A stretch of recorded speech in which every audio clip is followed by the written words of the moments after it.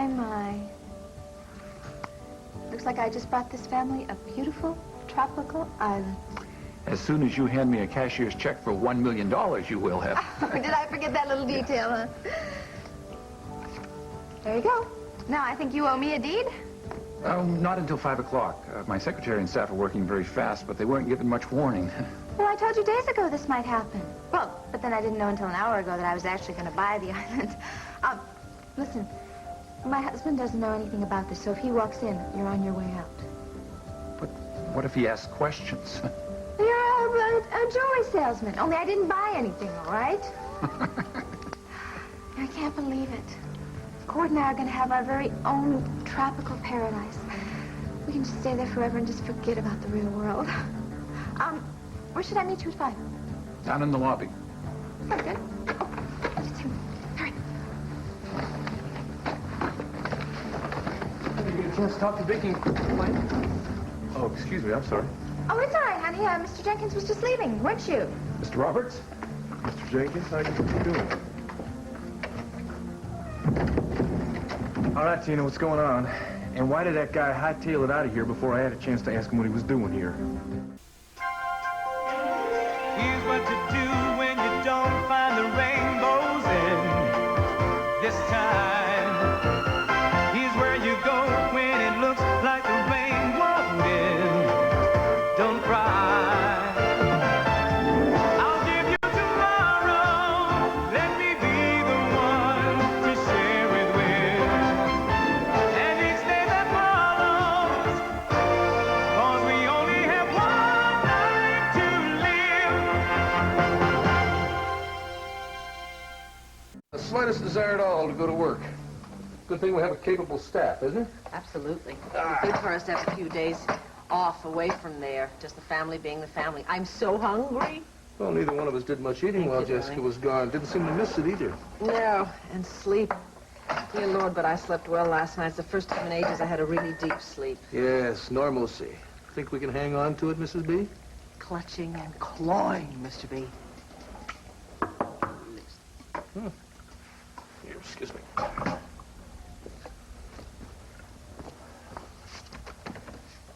Oh, Maria. Hello, Clint. Hi, Vicki. I need to talk to both of you. Maria, have you ever heard of a remarkable modern invention called a telephone?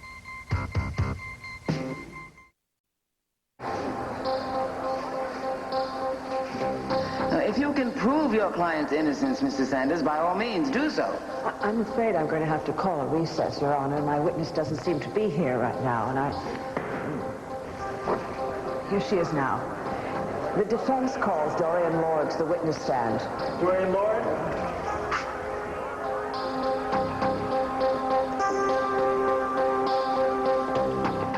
Very sorry, but it seemed urgent enough to warrant a trip over here. I could leave and go to a pay booth if you prefer. I'm sorry, Maria. I'm sorry. It's just that every time Clint and I manage to get 1 second alone, someone pops over. Maria, Vicki doesn't mean this intentionally or personally. Go ahead. What is so urgent? Please tell us. Well, as you know, the police called me for more questioning. Oh, do they have a lead? I really thought you should know that somebody saw a red-headed woman near your property yesterday. Really? Makes perfect sense to me that the same redhead who took Jessica would be the one to bring her back. Is that what the police know? Yes. Oh. Pardon me. I don't really see the urgency in that. I certainly don't see that it required a trip over here. Vicki. I'm sorry for intruding. It won't happen again. Maria, wait a minute.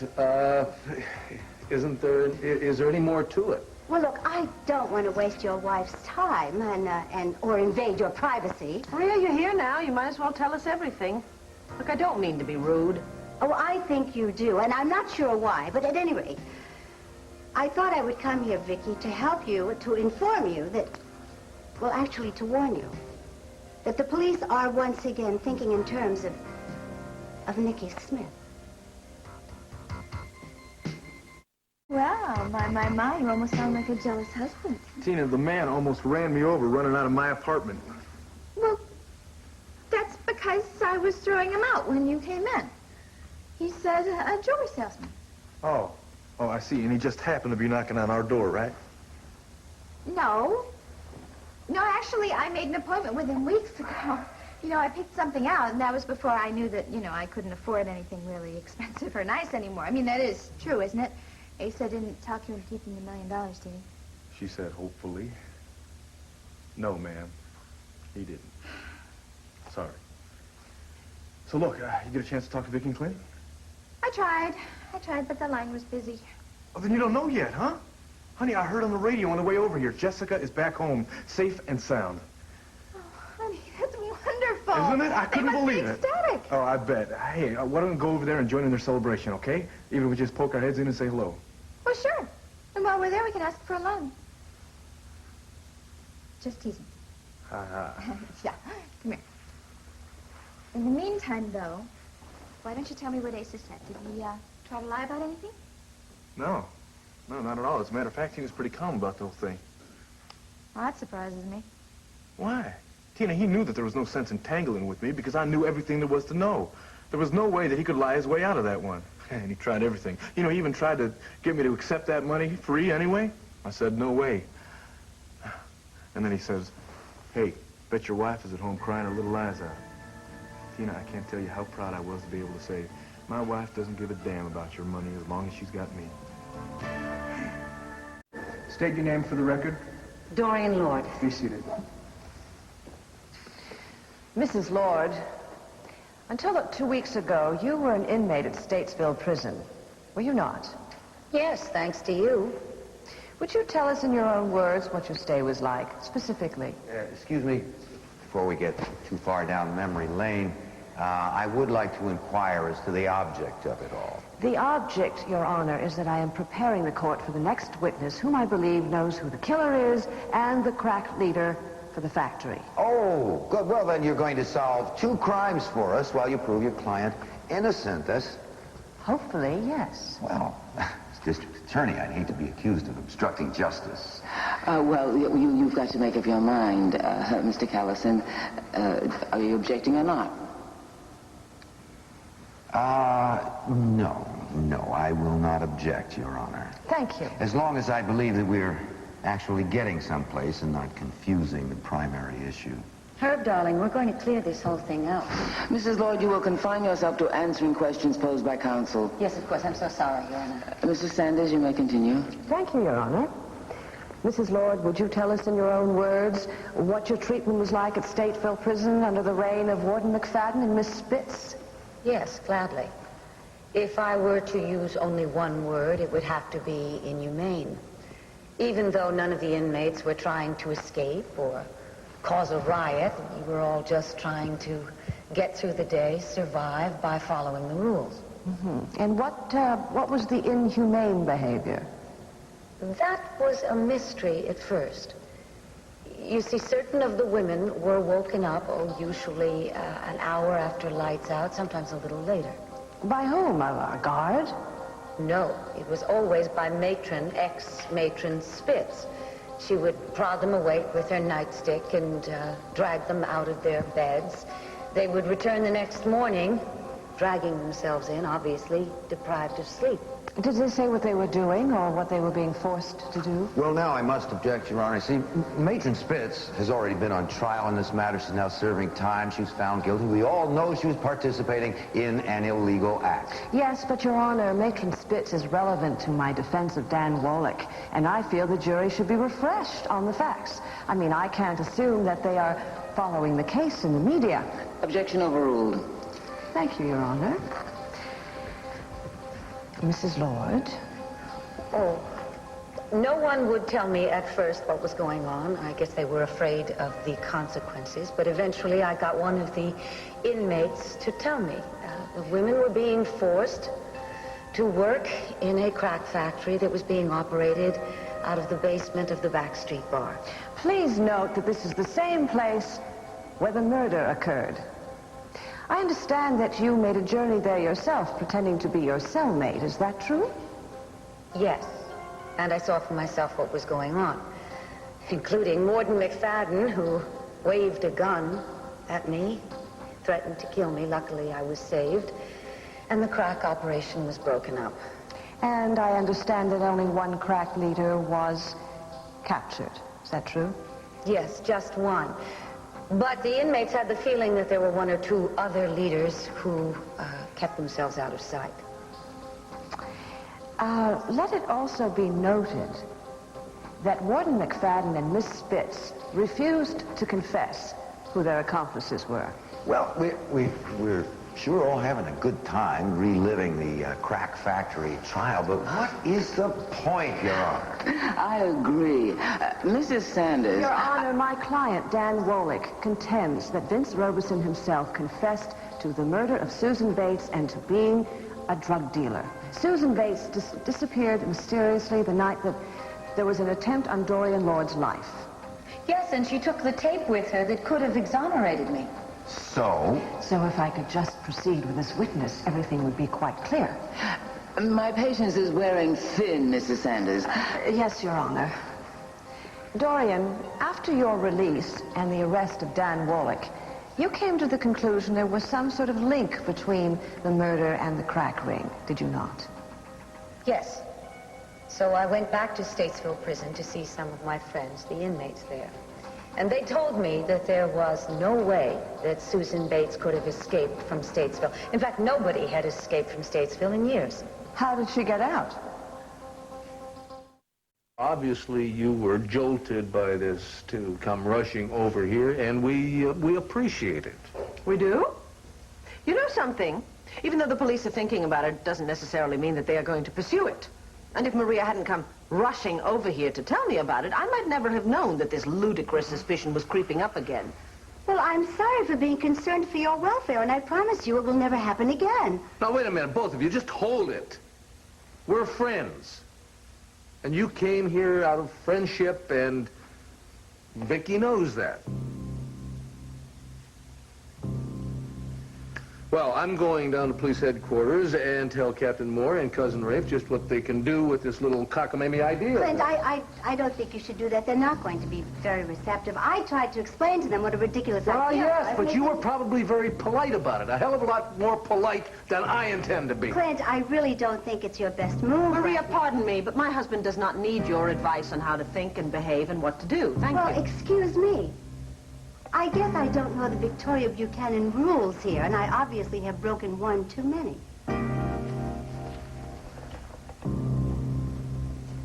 How dare she, Clint? Really? Well, wait a minute, sweetheart. I don't see where Maria is at fault here. Mean or try to badmouth anybody we know? No. Oh, no. I think maybe he was going to try to do something like that.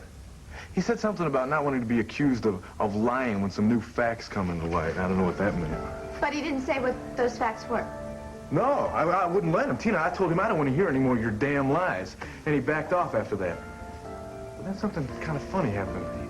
He said that if he wanted to, he could take my whole life and my whole happiness and just blow it right out of the water. But he wasn't going to. And he wanted me to remember that in the future, you know, that he could have hurt me, but he didn't. Yeah, I wonder what he meant by that. I don't know. Maybe I should have pressed him, huh? No. Get his all his lies out once and for all? No. Well, I mean, I'm sure knowing Asa that he was just working on some other scheme, you know, and I'm just very thankful that you didn't get suckered into it. Yeah, I suppose so. Look, the main thing is all in my past right now. And your past, too. All right? So look, why don't we give Clint and Vicky a call? No, wait. Why? Don't you want to join in their celebration, huh? Well, yeah.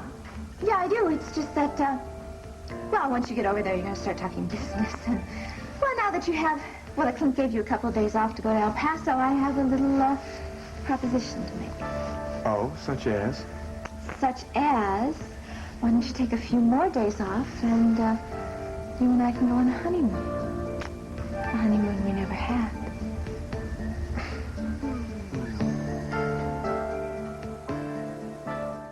Some of the inmates, the person who smuggled Susan Bates out of Statesville Prison was none other than Matron Spitz.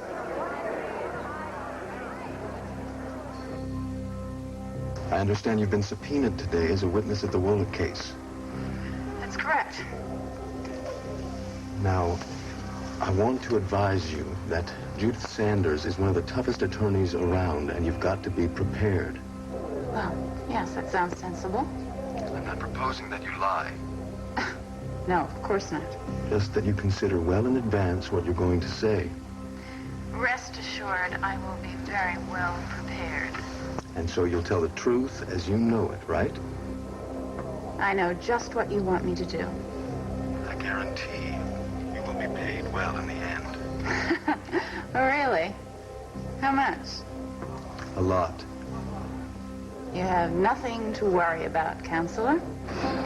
Let's quiet down in here. Your Honor, I'm afraid I cannot stay quiet. But Herb Spitz knows who killed Susan Bates. Spitz is the one who handed Susan over to the killer. The witness is being warned again against outbursts. The jury will disregard that remark. The defense apologizes for the outburst. So I'm appalled. I am appalled. If the defense has evidence that someone else killed Susan Bates, why are we here? Why wasn't this worked out with the district attorney's office before trial? Your Honor, I don't literally have the evidence. I have enlisted Louise Spitz as a witness, and I intend to find out who she gave Susan Bates over to. Obviously, we need a recess while this is discussed in chambers. You may step down for now, Mrs. Lord. Court adjourned for 15 minutes. All right. Go ahead and nail Vince. He's dead. He can't hurt you.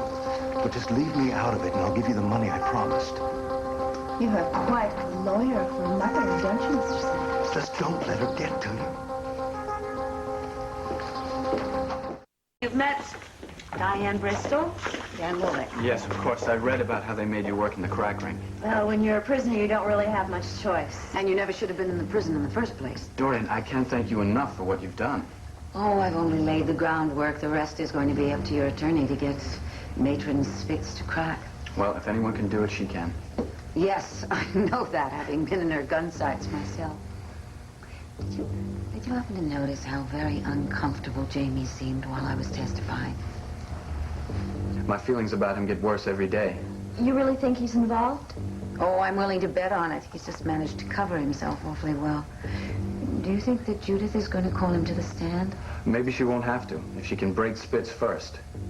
If she does it, you better scream and yell until she does. I wouldn't trust her when it comes to protecting her own son. Really, I'm saying that as a mother. I know what you mean. Hi there. Dan, how you feeling? I'm pretty nervous. How about you? Well, I'm sweating it out for you. Yeah, sweating a little yourself, too, huh? That is in case you have to testify. Come on, Dan. How many times do I have to tell you? If you need me, I will testify for you. I guess it's one of those things I need to keep hearing. I wouldn't worry. I'm sure that your mother will be able to break Spitz, and maybe your name won't even come up at all. I'm not supposed to answer that, Judith. Did you two manage to work anything out? Well, I didn't ask for a mistrial, if that's what you mean, but only because I have my doubts about Dan's guilt. Thank you, Mr. Callison. No thanks. Yeah, Dan. Excuse me. Just a minute, Herb. Thank heavens he's being cooperative. This is all very unorthodox. You're doing great, Mom. Thanks, Jamie. Dan, I want to talk to you. Okay. I guess things are getting pretty scary for you. No, no problem. Diane, how would you like to get together tonight? I've decided that you have a hearing problem you won't admit to for the 23rd time, Jamie. I am staying away from you. Of course I don't want that kid to go to jail if he's innocent, but damn it! Dorian, these theatrics are destructive. You and Judith should have come to me. You could have agreed to a postponement. My office could have interrogated Spitz.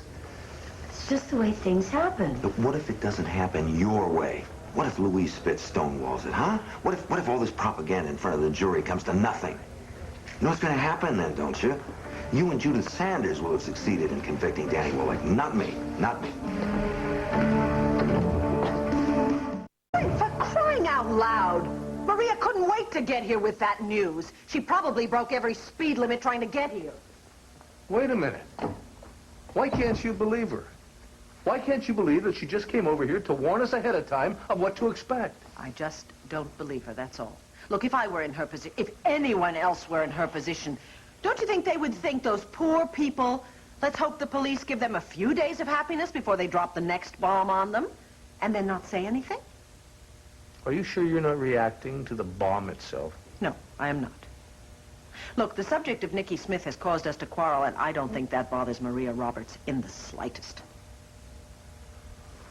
You're sounding just a little more jealous than you said you were a few short hours ago. I do not want this to escalate into a major fight between us, but I must tell you that I resent Maria coming here, and I resent your taking her side in this. And more than anything, I resent the police and this stupid theory of theirs. Well, at least we agree on something. I'm going to...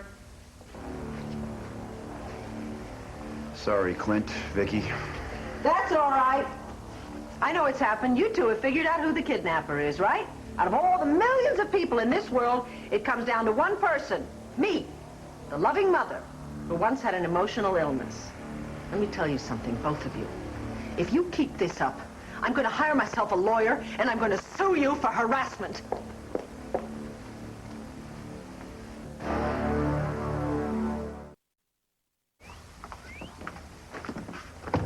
I thought I saw you drive out a while ago. You did, but I needed to talk to someone, Tom. Oh, what's happening?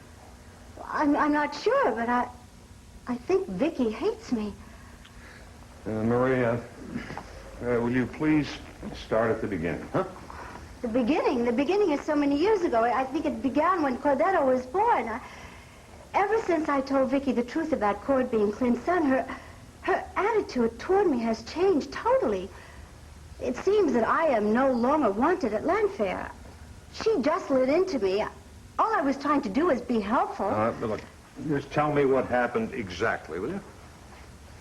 Well, the police are thinking that Nicky Smith is still here and that she kidnapped the baby and brought her back. What? Are they nuts? Oh, I know. I asked myself the same question. Well, I hope the hell they haven't hit Vicky with this. Oh, they're already at Landfair. I saw the car pulling up. But the point is, I went by to warn them because the police sent me at the station and they told me. I thought Clint and Vicky should know. And Vicky treated me like I don't know what. Like I was enjoying telling them or something. Well, why did you tell them, To alert them, to give them time to prepare. Yeah. Well, I'm of mixed feelings about that. Oh, that's just great. So you think I'm a villainess too? Well, thank you. That is just what I needed. Well, if it isn't ex-matron Spitz enjoying your day off from prison. You know, I think you'd sleep a lot better at Statesville tonight if you told the whole truth in court. Why don't you just get away from me?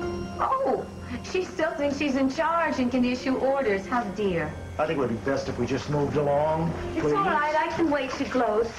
Because I know and Judith Sanders knows that you have the information that can clear Danny Wallach. She's going to get it out of you. Once again, justice will triumph. The brilliant defense attorney Judith Sanders will triumph.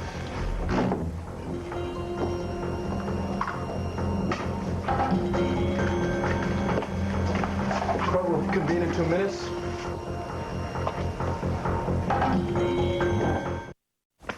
Honey, that doesn't count. We were only there one night before all that trouble happened. We never had a real honeymoon. We just got back from El Paso. Now, please. Oh, yeah, and you spent 2 days talking to lawyers, and I spent 2 days looking at all these wonderful things that I can no longer afford to buy. Oh, great. Now, here comes all the guilt, right? Even after you told me the subject was closed? I just want to spend some time alone with my husband. Tina, don't you see? This is so unrealistic right now. Unrealistic, huh? Yeah. Who's the guy who gave back $1 million, huh? Oh, perfect. Man, I knew you weren't going to let this go, Tina. I know you're just going to twist the knife in my back every chance you get. Now, honey, don't be mad at me, all right? All I want to do is spend time with my husband and to work on having a baby. I mean, we're still going to have a baby, aren't we? Of course we are still going to have a baby, Tina. Now, you know, I'm making a pretty decent salary over there at the Banner. We're going to have enough money for any size family we want. So, then why don't we just try and conceive it in the Caribbean? Because we can conceive it just as well upstairs in our bedroom. Lord, woman, is this what it's going to be like? A surprise, one surprise after another with you? I just want a little vacation, that's all. I just want a little tiny little honeymoon in the sun with my husband. Now, that's not so much to ask for, is it? You don't have to make me feel irresponsible or something.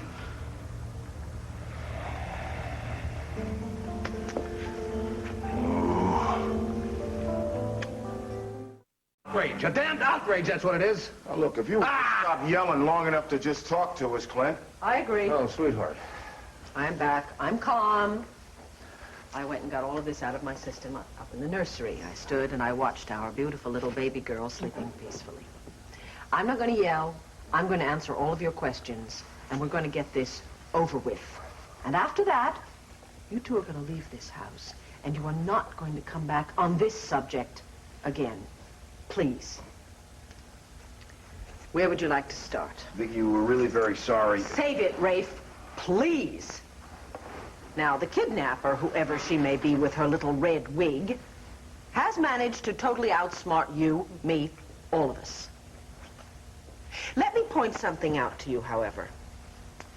Nikki Smith spent her very short life laughing at me, hating me. Trust me when I tell you that she would never return the baby if she existed. There is one other thing that I would like you to consider along with your few strands of red hair and your sightings of red-headed women in my absence. How come Jessica was returned in such good shape? I mean, what did I become, Nikki Smith 8, 9, 10 times a day and maybe a couple times at night and ran out and took care of her? Is that what I did? Oh, Nikki Smith could have hired someone to take care of the baby. She didn't, damn it. Vicky went through hypnosis, Captain Moore, remember? Nikki Smith is dead and gone. Now, all you're doing now is torturing my wife. And I'll tell you what, I agree with Vicky. It is damn sure time to hire an attorney and nail you guys for harassment. Mrs. Buchanan, we know you've done it before, but would you mind describing once again the young man that you saw in the parking lot of the Green Dragon Inn? I would be happy to. And yes, if I saw him again, I could identify him. He was of medium height, he had brown hair, he was probably in his mid-20s, and really rather good-looking. Unfortunately, he didn't give me his name, his address, or his phone number, because as you two have already pointed out, he was probably there buying cocaine when I stumbled upon the site. All right? I hear my daughter. She wants her bottle and her mother. Excuse me. Come on, Maria. This isn't like you. Oh, Settle Vicky down. acted as if I was intruding on her privacy and her happiness and her marriage, Tom. I don't deserve that. Maria, excuse me. But it's very obvious to me and obvious to Vicky that you have feelings for Clint. Very deep feelings. Now, come on, admit it. Now, it may be subconscious on your part, but Oh, nevertheless... Tom, I know that Vicky suspects that, but not you, too. Yeah, me. Tom Dennison, your old friend, right? You can level with me, or more importantly, why don't you level with yourself, huh? All right. Maybe I have got deep feelings for Clint. My goodness, he's the father of my son. And yes, I lost Al, and I am constantly reminded of what Clint and I once had. But I don't see where I'm doing anything that would interfere with their marriage. Not on purpose, perhaps, but you are there for Clint a lot, aren't you? Hmm? Well, nothing more than what you do for Vicky. Well, for heaven's sakes, I mean, supposing Nikki Smith is Hey, come on now, responsible for this. don't start that on me, okay? Look at you. You're all ready to pull your guns out. Vicky is not emotionally ill. I was with her in the car where she almost had the baby there, right? All right. I went through that crisis with her and the kidnapping. She is rock solid stable. Tell you something else about her. She is incredible when you consider how she's handled some of the rotten deals that have been handed her in this life. I see. Well, I guess it's time for me to leave. Well, what is that supposed to mean? Oh, I don't think you want to hear it, Tom. Ah, come on, Maria. Stop being coy with me, huh? Coy. Now I am coy and a homebreaker. And I have deep feelings for Clint, huh? Well, let me tell you something, my friend. I think that you are downright in love with Victoria Buchanan. Talk about the prison social, shall we? You mean I have a choice? It was a very strange evening, wasn't it? All those prisoners dancing together, and then one of the inmates breaks away and starts a protest rally for better conditions. Dorian Lord slips out, and then Susan Bates follows her, and then a male inmate follows her, and no guard even notices. Is that normal? We were very busy because of the prison riot. And there were no guards posted outside the lounge. Well, you'll have to ask Warden McFadden. You see, he was in charge, not me. I can accept that. But did you know that the male inmate was supposed to follow Dorian Lord and make an attempt on her life? If I'd known that, I would have stopped him. I see. You, however, did leave the rally shortly after it started. We have lots of inmates who will testify to that. I went to the bathroom. Did you? Well, you must have been in there for a long time because we have testimony that says no one saw you the rest of the evening. Where were you, Miss Spitz? I don't recall. Perhaps I can refresh your memory. Perhaps you were in cell block number 3 where an inmate was attempting to smother Dorian Lord, and you intervened just long enough to get Susan Bates off the premises. I don't remember that happening at all. Where did you take Susan Bates, Miss Spitz? Did the warden suggest that you take her to the back street inn and leave her with Vince Robeson? This is your little scenario, not mine. Much has been made of your inhumane behavior towards prisoners while you were a matron. Do you feel these accusations are justified? Listen, lady. You spent 15 years in prison with those animals, and let's see how you treat them. They're nothing but scum, and I'm paid to keep them from decent people. You weren't paid to process cocaine, Miss Spitz. I am paid a pittance. And we're not even given the same respect that the police department gets. The public, what do they think? They think that we're nothing but zookeepers. Huh. All right. I've admitted my involvement in the crack operation, and why not? Only a fool takes drugs. And if someone is stupid enough to do that, what do I care? If they OD, it's just one less criminal for me to take care of on the inside. And if I can live more comfortably because of the stupidity of those animals, well, fine.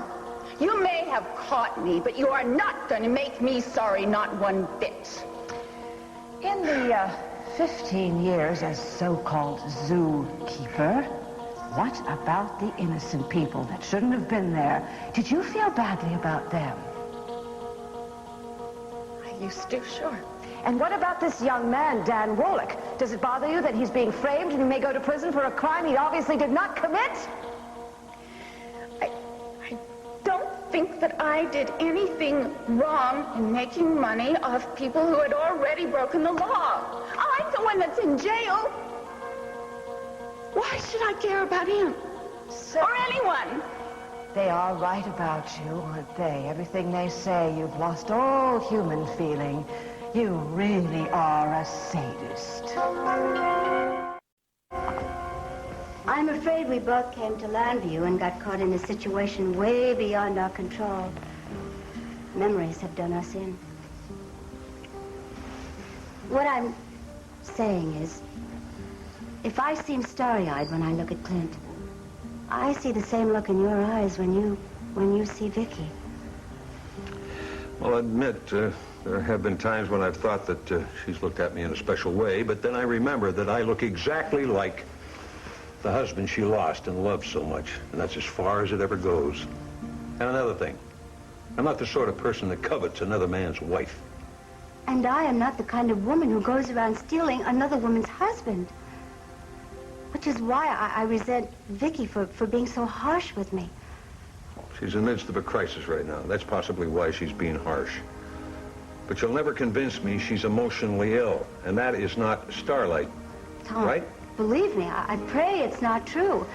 And I'm sure that you will support Vicky as best you can if this mess continues, just as I will support Clint whenever I can. It's just too bad that it seems to break down into sides.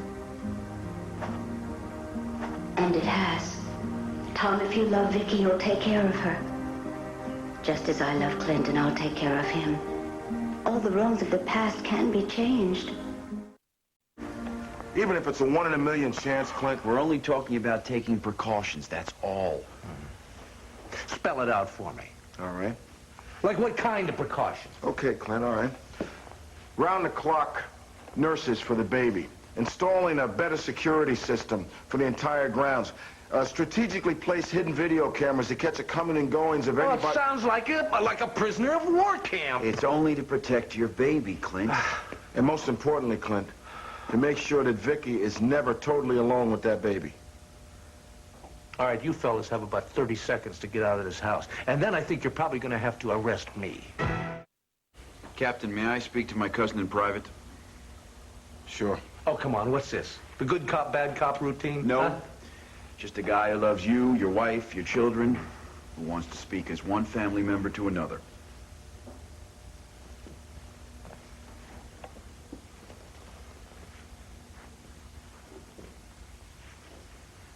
Well.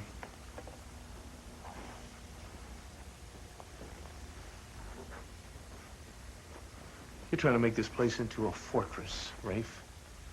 I mean, this house where Vicky was born, where she grew up, you're trying to turn it against her. Clint, listen to me. Captain Moore said one thing that stopped me cold. He said, what if it were Sammy? What if it were that one chance in a million, and it was my kid we were talking about? Now, you can hate it. You can hate us. Hate yourself for it. But if in the end it protects Jessica, shouldn't it be done?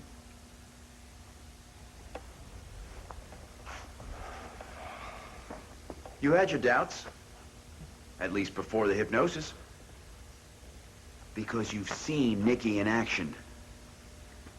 You've been a victim of her cleverness, her ability to deceive. Clint, what if she's not dead and gone?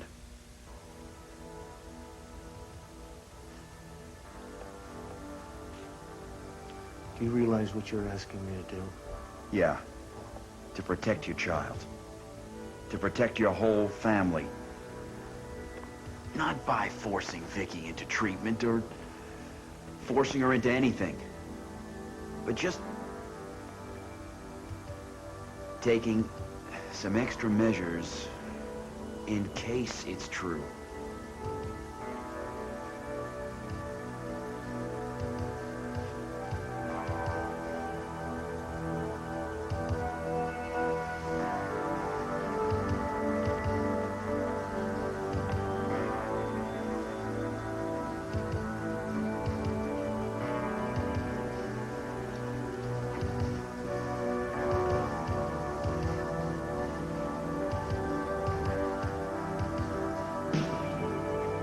Stop confusing me. Stop twisting everything just to suit what you want.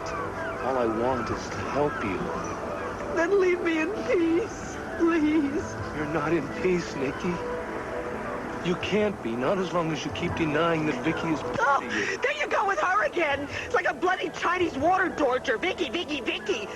Can't you ever let up? Can't you ever let go? Not as long as there's a chance of reaching you. There is no chance of reaching me. Get that through your stubborn head. Heron told me the police had gone. Is it for good this time?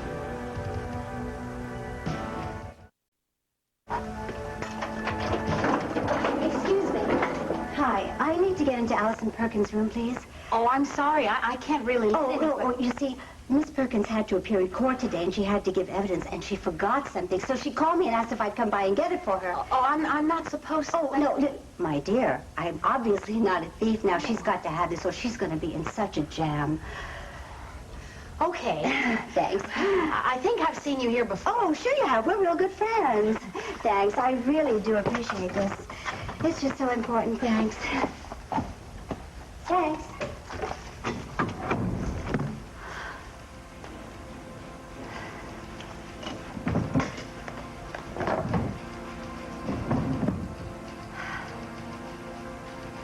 Well, Allison, I'm afraid we're going to have to prove to Clint that it wasn't just any redhead who stole his baby, but indeed it was Nikki Smith.